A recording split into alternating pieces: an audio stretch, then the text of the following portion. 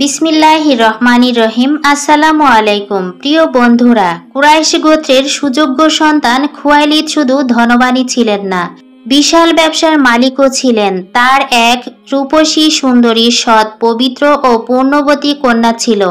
তার নাম খাদিজা রাদিয়াল্লাহু তাআলা আনহু।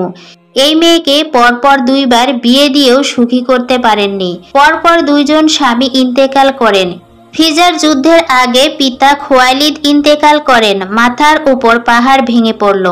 তিনি নিজেকে ভাঙতে দিলেন না। শক্ত হাতে সব বিপদকে দূরে সরিয়ে দিয়ে পিতার ব্যবসাকে দুই হাতে আগলে নিয়ে তার মধ্যে নিজেকে ডুবিয়ে দিলেন। বেশ কয়েক বছর চলে গেল। তার সততা, তার পবিত্রতা, তার ব্যবসায়ের একনিষ্ঠতা তাকে যথেষ্ট সুনাম এনে দিয়েছিল। কিন্তু একা একা আর এই ব্যবসা সামলাতে পারছিলেন না। তাই ভাবলেন, দরিদ্র ও বুদ্ধিমান লোক পেলে লাভের একটা নির্ধারিত অংশের বিনিময়ে তাকে দিয়ে ব্যবসা চালাবেন। বিরাট ব্যবসা নিয়ে সর্বদা তাকে চিন্তামগ্ন থাকতে হয়। দিনরাত মনে মনে এমন একজন লোকের খোঁজ করতে থাকেন যার উপর ব্যবসার দায়িত্ব দিয়ে তিনি নিশ্চিন্ত হতে পারেন। বয়স তো কম হলো না, দেখতে দেখতে 40-এর কোঠায় পা রেখেছেন। ক্লান্তি এসে বাসা বেঁধেছে। ধীরে ধীরে একজন সৎ ব্যক্তি চাই, একজন পরিশ্রমী, নিষ্ঠাবান ব্যক্তি। যুবক মুহাম্মদ সাল্লাল্লাহু আলাইহি সাল্লাম সততা, কর্মকুশলতা ও বুদ্ধির দিক দিয়ে শুধু অগ্রগণ্যই নয়, বিবি খাদিজা রাদিয়াল্লাহু তাআলা আনহু তার সুনাম অনেকের কাছেই শুনেছেন। তিনি ভাবলেন, এমন এক ব্যক্তিকে পেলে আর কি কোনো প্রশ্ন থাকে? কিন্তু তাকে পাবেন কিভাবে? এক সময় মনে মনে তাকে নির্বাচন করে একদিন বিবি খাদিজা রাদিয়াল্লাহু তাআলা আনহু তাকে বাড়িতে ডেকে আনলেন এবং বিনয় সহকারে বললেন, ভাই, মানুষের অভাবে ব্যবসা নিয়ে খুব অসুবিধায় আছি। আপনার মতো লোক পেলে আমি কত যে নিশ্চিন্তিত ও সুখী হতাম তা বলে বোঝাতে পারবো না। আপনি আমার অনুরোধ রক্ষা করলে আমি আপনাকে অন্যদের চেয়ে দ্বিগুণ লাভ দেব। আপনার কাজকর্ম ও খেদমতের জন্য একটি গোলাম আপনার সঙ্গে থাকবে। উত্তরে রাসূলুল্লাহ সাল্লাল্লাহু আলাইহি সাল্লাম বিনয়ের সাথে বললেন, আমি চাচাকে জিজ্ঞেস করে জানাবো। তিনি ফিরে এসে চাচা আবু তালিবের কাছে সব খুলে বললেন এবং তার অনুমতিক্রমে হযরত মুহাম্মদ সাল্লাল্লাহু আলাইহি সাল্লাম বিবি খাদিজা রাদিয়াল্লাহু তাআলা আনহু এর প্রস্তাবের সম্মতির কথা জানিয়ে দিলেন। 16ই জিলহজ বিবি খাদিজা রাদিয়াল্লাহু তাআলা আনহু এর বিপুল ব্যবসা সামগ্রী নিয়ে হযরত মুহাম্মদ সাল্লাল্লাহু আলাইহি সাল্লাম শাম দেশ অর্থাৎ সিরিয়ার অভিমুখে যাত্রা করলেন। সাথে ছিল গোলাম মাইসারা। এই সফরকালে পথিমধ্যে নুস্তারা নামক জৈন খ্রিস্টান ধর্মগুরু রাসূলুল্লাহ সাল্লাল্লাহু আলাইহি সাল্লামের বাহ্যিক নিদর্শন দেখে চিনতে পারেন যে এই যুবকই প্রতিশ্রুত নবী। মাইসারার সাথে পাদ্রীর পূর্ব পরিচয় ছিল। তিনি তাকে জিজ্ঞাসা করলেন, তোমাদের সাথে উনি কে? মাইসারা বললেন, পবিত্র মক্কার বাসিন্দা, কুরাইশ বংশের এক সম্ভ্রান্ত ও সম্মানিত যুবক। সমস্ত পণ্য বিক্রয় করা হলে নতুন পণ্য নিয়ে উঠের পিঠে বোঝাই করে হযরত মুহাম্মদ সাল্লাল্লাহু আলাইহি সাল্লাম কাফেলার সাথে মক্কার পথে পুনরায় রওনা হলেন। সফরকালে হঠাৎ একদিন ভীষণ গরম পড়ে। তখন মাইসারা দেখতে পায় যে দুজন ফেরেশতা এক খণ্ড ভারী মেঘ দিয়ে মুহাম্মদ সাল্লাল্লাহু আলাইহি সাল্লামকে ছায়াদান করে চলেছেন। এদিকে বিবি খাদিজা রাদিয়াল্লাহু তাআলা আনহু কাফেলার প্রতীক্ষায় অধীর আগ্রহে দিন গুনছেন। সময় সময় অস্থির মন নিয়ে সুদূর প্রান্তরের দিকে চেয়ে দেখতেন তারা আসছে কিনা। অপেক্ষার প্রহর শেষ হয়। একদিন নিজ কক্ষে বসে তিনি জানালা দিয়ে বাহিরের দিকে তাকিয়ে আছেন। সে সময় হঠাৎ চোখ পড়ল এক কাফেলার পুরোভাগে হযরত মুহাম্মদ সাল্লাল্লাহু আলাইহি সাল্লাম উটের পিঠে বসে আছেন। তিনি দেখতে পেলেন প্রচণ্ড রোদের মধ্যেও তার উপর ছায়া বিরাজ করে আছে। একখণ্ড মেঘ ছায়ায় তার নূরের চেহারা আলোক উজ্জ্বল দেখাচ্ছে। এই অপূর্ব দৃশ্য দেখে হযরত খাদিজা রাদিয়াল্লাহু তাআলা আনহু এর অন্তর এক অজানা আবেগে কেঁপে উঠল। হৃদয়তন্ত্রীতে বাজতে লাগলো অন্য এক আনন্দপুর। মুহাম্মদ সাল্লাল্লাহু আলাইহি সাল্লাম এর কাফেলা খাদিজা রাদিয়াল্লাহু তাআলা আনহু এর দরজায় এসে দাঁড়ালো। হযরত মুহাম্মদ সাল্লাল্লাহু আলাইহি সাল্লাম আমদানিকৃত সব মাল খাদিজা রাদিয়াল্লাহু তাআলা আনহুকে বুঝিয়ে দিলেন। বিক্রয়কৃত মালের হিসাব করে দেখা যায় এবারের ব্যবসায় প্রায় দ্বিগুণ মুনাফা এসেছে। হযরত মুহাম্মদ সাল্লাল্লাহু আলাইহি সাল্লাম পাওনা অর্থ ও উপহার নিয়ে নিজের বাসস্থানে চলে গেলেন। সাথে নিয়ে গেলেন বিবি খাদিজা রাদিয়াল্লাহু তাআলা আনহু-এর অন্তর থেকে উৎসারিত বিশ্বস্ততা ও আন্তরিকতার ডালি। মহানবী হযরত মুহাম্মদ সাল্লাল্লাহু আলাইহি সাল্লাম গেলেন পরিতৃপ্তির আনন্দ নিয়ে। ব্যবসায় সুফল এসেছে, অর্থ মুনাফা দ্বিগুণ হয়েছে, পরিশ্রম সার্থক হয়েছে। এবারে কদিনের জন্য বিশ্রাম, ক্লান্ত পরিশ্রান্ত দেহকে ক্ষণিক শান্তি দেওয়া, অতঃপর আবার কাফেলা নিয়ে অন্য দেশে পণ্য বিক্রির জন্য যাত্রা করা। বিবি খাদিজা থমকে গেলেন। মুহাম্মদ সাল্লাল্লাহু আলাইহি সাল্লাম তার পাওনা বুঝে নিয়ে চলে গেলেন, কিন্তু সমস্ত বাড়ি জুড়ে এক নতুন আলোর ঝলকানি তখনও শেষ হয়নি। গোলাম মাইসারা তার বিশ্বস্ত সঙ্গী খুজাইমা বিবি খাদিজা রাদিয়াল্লাহু তাআলা আনহু-এর কাছে পূর্বাপর সফরের ঘটনা বর্ণনা করলেন। তারা বললেন, খ্রিস্টান একজন পাদ্রী নস্তরার কথা। তিনি মুহাম্মদ সাল্লাল্লাহু আলাইহি সাল্লামকে দেখে ভবিষ্যৎ নবী হিসেবে চিহ্নিত করেছেন। বলেছেন সেই গাছের কথা যেখানে হযরত ঈসা আলাইহিস সালাম বিশ্রাম নিয়েছিলেন। বললেন সেই ছায়াবতী মেঘের কথা। পথ চলতে চলতে হযরত মুহাম্মদ সাল্লাল্লাহু আলাইহি সাল্লামের মাথার উপর যে মেঘ সব সময় ছায়া দান করেছে। আরো অনেক কথা। মাইসারা একটি সাধারণ গোলাম, খুজাইমা একজন সাধারণ সফর সঙ্গী, কিন্তু মুহাম্মদ কত আপন করে নিয়েছিলেন তাদের। কখনোই তাদের ছোট করে দেখেননি। নিজে যেমন খেয়েছেন তাদেরকেও তাই খাইয়েছেন। সব সময় সদ্ব্যবহার করেছেন। এই দীর্ঘ সুগম পথে কখনো কোনো কাজে তাদের প্রতি অসন্তোষ প্রকাশ করেননি। বিবি খাদিজা রাদিয়াল্লাহু তাআলা আনহু এক ধ্যানে তাদের কথা শোনেন। তারও মন প্রাণ ভরে উঠল। এতদিনে সত্যি একজন মানুষ তিনি পেয়েছেন। দিন যায় দিন আসে, রাত যায় রাত আসে। মুহাম্মদ সাল্লাল্লাহু আলাইহি সাল্লামের নামের মানুষটি ধীরে ধীরে তার মনের পর্দায় স্থায়ী হতে থাকে। কাজে কর্মে অবসরে ব্যস্ততায় এই এক নাম মুহাম্মদ সাল্লাল্লাহু আলাইহি সাল্লাম বীণার তারে সুর তোলার মতো তার হৃদয়ে বাজতে থাকে।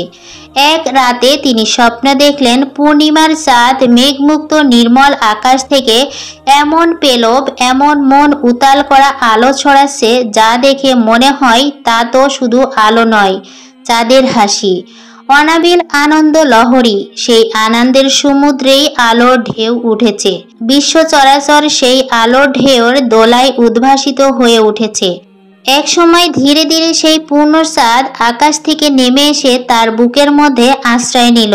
চাঁদের স্পর্শে বিবি খাদিজা রাদিয়াল্লাহু তাআলা আনহু-এর শরীরে অজানা আনন্দের কাঁপন ধরল। থরথর করে কেঁপে উঠলেন। তবু ভীরু হৃদয় অনুভব করলেন পরম স্বস্তি, অনাবিল প্রশান্তি। এরপরই তার ঘুম ভেঙে গেল। তিনি জেগে উঠে বিহ্বল হয়ে বসে রইলেন।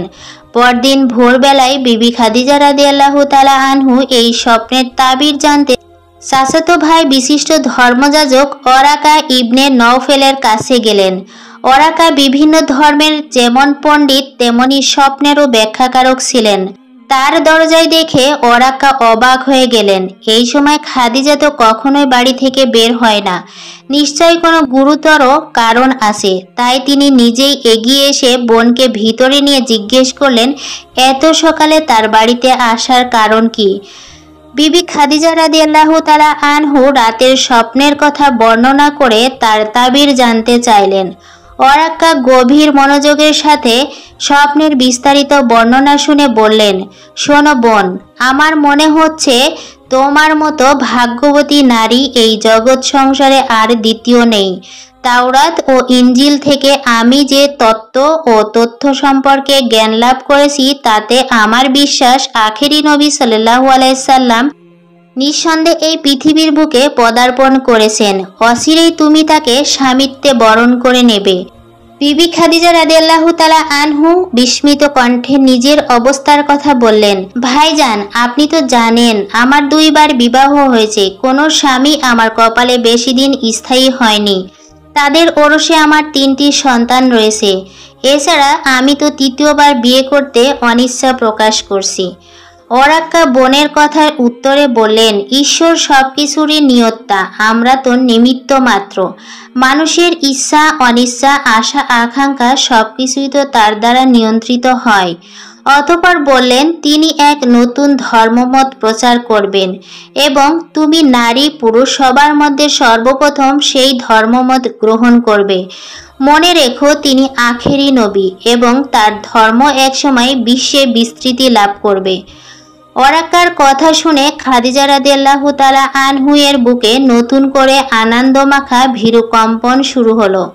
তিনি আর কোনো কথা না বলে বাড়িতে ফিরে আসলেন। বিবি খাদিজা রাদিয়াল্লাহু তাআলা আনহু চিন্তায় পড়ে গেলেন, কিভাবে মুহাম্মদ সাল্লাল্লাহু আলাইহি সাল্লামের কাছে কথাটা তোলা যায়। লজ্জা শরমের মাথা খেয়ে এমন কথা তো কিছুতেই তার মুখে আসবে না। অনেক ভেবে স্থির করলেন, তার এক বুদ্ধিমতী পরিচালিকা আছে, তার নাম নাফিসা। নাফিসা যেমন বুদ্ধিমতী তেমনি কথায় পারদর্শিনী। বিবি খাদিজা রাদিয়াল্লাহু তাআলা আনহু তার কাছে মনের কথা প্রকাশ করলেন। বললেন, মুহাম্মদ সাল্লাল্লাহু আলাইহি সাল্লামের প্রতি তিনি দুর্বল হয়ে পড়েছেন, তাই সিদ্ধান্ত পাল্টাতে চান। এতদিন ভেবেছেন এইভাবে বাকি জীবনটা কাটিয়ে দিবেন, কিন্তু এখন মন চাইছে এমন একজন মহাপুরুষের সংস্পর্শে যেতে, যার সেবা করে জীবনকে ধন্য করা যায়। কিন্তু তিনি কি সম্মতি দেবেন? নাফিসা চুপচাপ বিবি খাদিজা রাদিয়াল্লাহু তাআলা আনহু এর কথা মনোযোগ দিয়ে শুনল। সে বুঝতে পারল বিবি খাদিজা রাদিয়াল্লাহু তাআলা আনহু বিশাল ধন সম্পদের মালিক হতে পারে, কিন্তু চির দুঃখিনী। বুকে প্রচন্ড ঝড় বইছে। নাফিসা বিবি খাদিজা রাদিয়াল্লাহু তাআলা আনহু এর কথার উত্তরে বলল, আপনি চিন্তা করবেন না, আমি মুহাম্মদ সাল্লাল্লাহু আলাইহি সাল্লামের সাথে দেখা করব।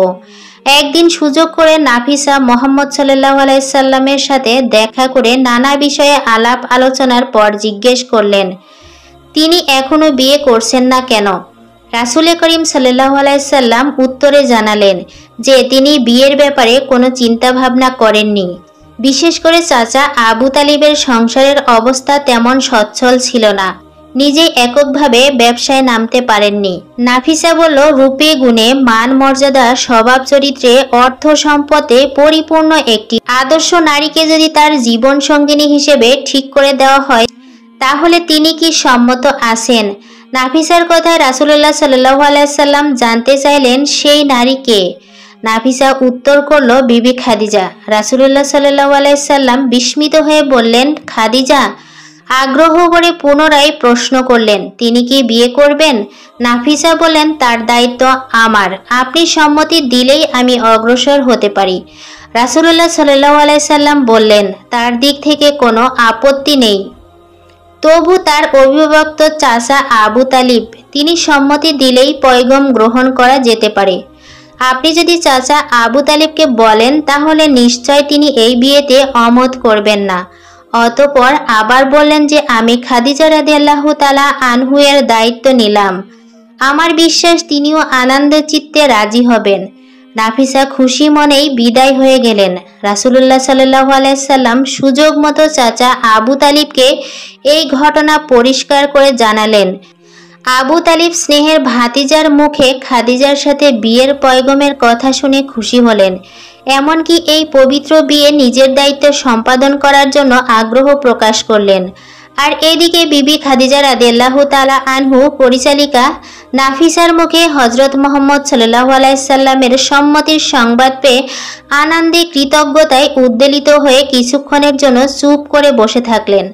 অতঃপর তিনি নিজেই একদিন রাসূলুল্লাহ সাল্লাল্লাহু আলাইহি সাল্লামকে নিজ বাড়িতে দাওয়াত দিয়ে নিয়ে এসে বিস্তারিত আলোচনা করলেন এবং বিয়ের দিনক্ষণ ঠিক করে ফেললেন। সেকালে বিয়ের ব্যাপারে মেয়েদের সম্পূর্ণ স্বাধীনতা ছিল, মেয়েরা নিজেরাই সবকিছু মীমাংসা করতে পারত। তাই বিবি খাদিজার চাচা আমর বর্তমান থাকা সত্ত্বেও তিনি নিজেই সব বিষয়ে সমাধা করে ফেললেন। এদিকে রাসূলুল্লাহ সাল্লাল্লাহু আলাইহি সাল্লাম বিয়ের দিন কোন পোশাক পরবেন তা নিয়ে খুবই চিন্তায় ছিলেন।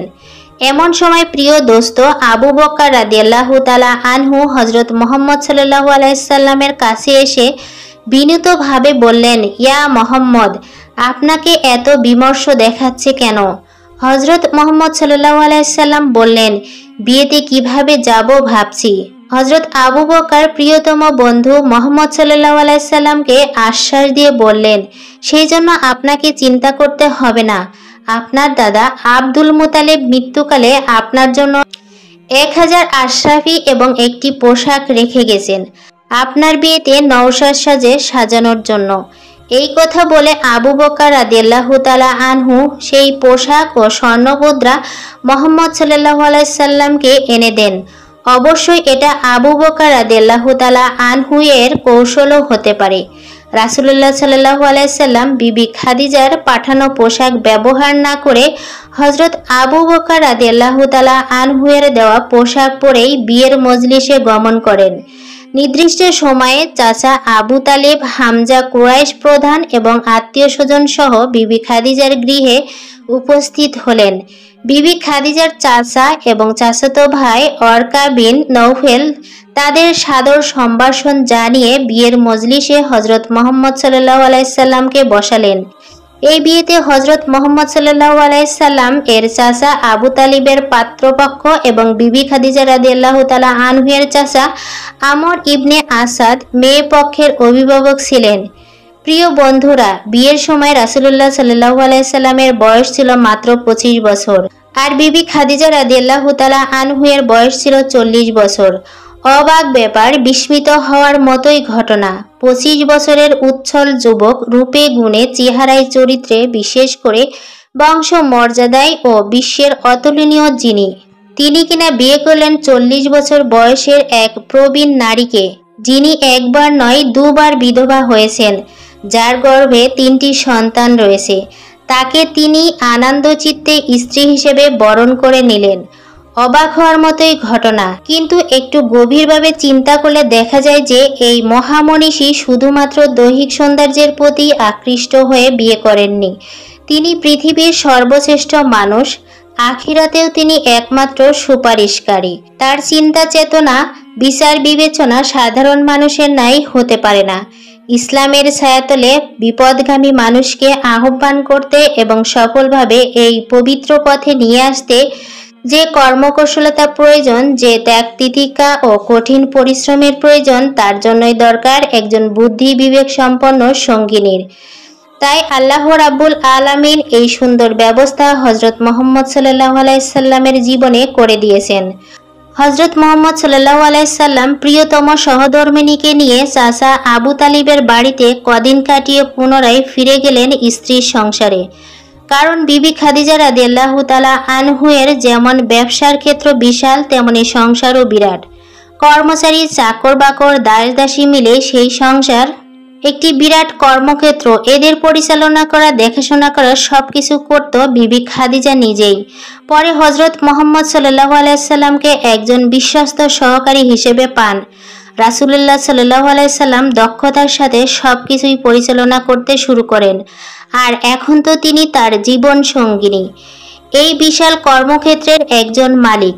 বিবি খাদিজা রাদিয়াল্লাহু তাআলা আনহু স্বামীর পায়ে সবকিছু সঁপে দিয়ে শুধুমাত্র তার সেবা আর স্ত্রীর স্থানটুকু নিজের কাছে রেখে দিলেন।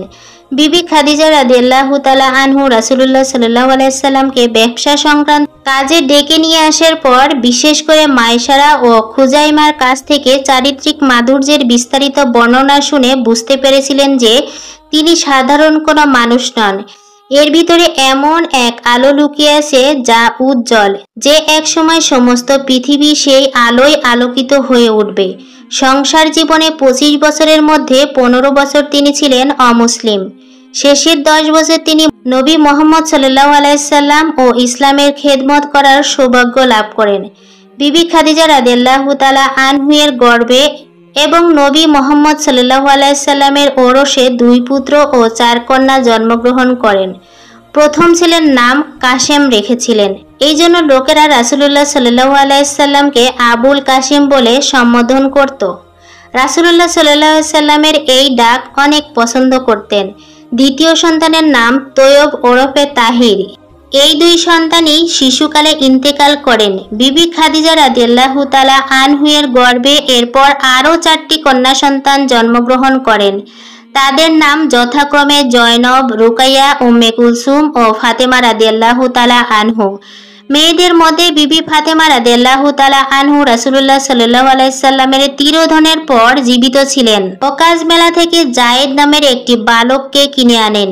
সেই সময় সমস্ত পৃথিবী জুড়েই দাস ব্যবসা প্রচলিত ছিল। হাটে গরু ছাগলের মতো যেমন মানুষ বিক্রি হতো, তেমনি তাদের প্রতি আচরণ করা হতো নিষ্ঠুরের মতো। তারাও যে মানুষ, তারাও যে একই আল্লাহর বান্দা, তাদেরও যে আরো 10 জনের মতো আশা আকাঙ্ক্ষা, স্নেহ, মায়া, মমতা অর্থাৎ মনুষ্যত্বের সবকিছু বিদ্যমান থাকতে পারে, মানুষ নামের মনিবেরা তা কখনো চিন্তা করত না। কিন্তু বিবি খাদিজা এই বালক জায়েদকে ক্রয় করে যখন রাসূলুল্লাহ সাল্লাল্লাহু আলাইহি সাল্লামের খেদমতে পেশ করলেন, তখন রাসূলুল্লাহ সাল্লাল্লাহু আলাইহি সাল্লাম তাকে মুক্ত করে দিলেন এবং বললেন, জায়েদ, আজ থেকে তুমি মুক্ত। বিশ্ব মানবের যিনি মুক্তিদাতা, তিনি কি কখনো মানুষকে দাসত্বের শিকলে বেঁধে রাখতে পারেন? মহান আল্লাহ রাব্বুল আলামিন বলেছেন, সব মানুষই ভাই ভাই। কুরআনের এই অমোঘ বাণীকে তিনি তো অস্বীকার করতে পারেন না। মানুষ হয়ে মানুষের তো প্রভু হওয়া যায় না, তাই প্রভু নাই। পিতা যেমন আপন সন্তানকে লালন পালন করেন, তেমনি করে জায়েদকে তিনি লালন পালন করতে লাগলেন। কিছুদিন পর জায়েদের পিতা হারিস এবং চাচা কাব জাহেদের খোঁজে এসে রাসূলুল্লাহ সাল্লাল্লাহু আলাইহি সাল্লামের কাছে মুক্তিপণের বিনিময়ে তাদের সন্তানকে ফেরত চাইলেন। রাসূলুল্লাহ সাল্লাল্লাহু আলাইহি সাল্লাম বললেন, জায়েদকে তো আমি কবেই মুক্তি করে দিয়েছি, সেই ইচ্ছা করলে এখনই চলে যেতে পারে। কিন্তু জায়েদ জন্মদাতা পিতার সাথে যেতে রাজি হলো না। সে রাসূলুল্লাহ সাল্লাল্লাহু আলাইহি সাল্লামকে বলল, আপনি আমার বাবা, আমি আপনার খেদমতে থাকতে চাই, আমাকে এর থেকে বঞ্চিত করবেন না। জায়েদের পিতা হারিস সন্তানের এই আকুতি লক্ষ্য করে তাকে আর ফিরিয়ে নিতে চাইলেন না। প্রিয় সন্তানকে রাসূলুল্লাহ সাল্লাল্লাহু আলাইহি সাল্লামের কাছে রেখে সন্তুষ্ট চিত্তে ফিরে গেলেন। রাসূলুল্লাহ সাল্লাল্লাহু আলাইহি সাল্লাম ভাবলেন, জায়েদকে এভাবে রাখলে মানুষ তাকে কৃতদাসী ভাববে। তাই তিনি তখনই কাবা শরীফের প্রাঙ্গণে উপস্থিত হয়ে সমবেত কুরাইশ নেতাদের উদ্দেশ্য করে বললেন, সকলে সাক্ষী থেকেও, সে আমার পুত্র, সে আমার উত্তরাধিকারী, আমি তার উত্তরাধিকারী। সাধারণ একটা কৃতদাসকে আপন সন্তানের মর্যাদা দেওয়া পৃথিবীর ইতিহাসে বিরল ঘটনা। পৃথিবীতে কোনো মানুষই ছোট নাই। পরিবেশ পরিস্থিতি মানুষকে ছোট করে, বড় করে। সুযোগ সুবিধা পেলে এরা পৃথিবীতে উচ্চ স্থানে আরোহণ করতে পারে। এর প্রমাণ যথেষ্ট আছে। এই জায়েদি একসময় যুদ্ধ অভিযানের সেনাপতির দায়িত্ব সুচারুরূপে পালন করেছিলেন। রাসূলুল্লাহ সাল্লাল্লাহু আলাইহি সাল্লাম মানুষকে ছোট বড় না ভেবে সব মানুষকে আপন করে নিয়ে এক কাতারে দাঁড়িয়ে মনুষ্যত্বের জয় হো গানে মুখরিত করতে যে প্রেরণা জুগিয়েছেন, তা অনুসরণ করলেই এই মাটির পৃথিবী বেহেশতের অনাবিল প্রশান্তিতে পূর্ণ হয়ে উঠবে। দীর্ঘ 25 বছর বিবি খাদিজা রাদিয়াল্লাহু তাআলা আনহু সুখে দুঃখে বিপদে আপদে সর্ব অবস্থায় স্বামীর সঙ্গিনী হয়ে রইলেন। অর্থাৎ দীর্ঘ 65 বছর বয়সে মৃত্যুর পূর্ব মুহূর্ত পর্যন্ত স্বামীর আদর সোহাগ ও ভালোবাসা থেকে বঞ্চিত হননি। তিনি এত ভাগ্যবতী ছিলেন যে মৃত্যুর সময় স্বামীর কোলে মাথা রেখেই শেষ নিঃশ্বাস ত্যাগ করলেন। প্রিয় বন্ধুরা, ভিডিওটি ভালো লেগে থাকলে অবশ্যই কমেন্টে লিখুন আমিন।